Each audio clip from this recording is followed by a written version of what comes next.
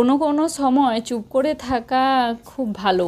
আর দেখবে যখন আমরা চুপ করে থাকি তখন মনের মধ্যে অনেক কিছু চিন্তাভাবনা চলে, মনের মধ্যে অনেক কিছু প্রশ্ন আসা যাওয়া করে।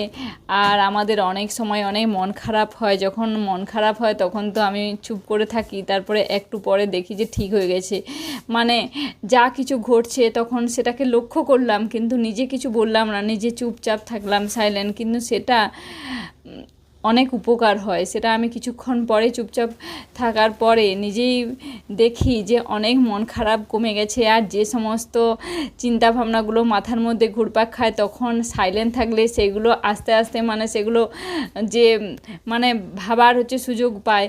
আর আমাদের মধ্যে যখন অনেক চিন্তাভাবনা চলে, এমনি যখন আমরা কারোর সাথে কথা বলি তখন কিন্তু সেগুলো সমস্যার সমাধান হয় না। আর যখন দেখবে কিছুক্ষণ 20 মিনিট কিংবা আধ ঘন্টা যখন চুপচাপ থাকা হয় তারপরে সত্যি সেই অনেক চিন্তাভাবনা দূর হয়ে যায়। আর কাজগুলো যেগুলো জটিল মনে হয় সেইগুলো অনেক অনেক তাড়াতাড়ি ঠিক হয়ে যায়। আমি এটা নিজেও লক্ষ্য করে দেখেছি।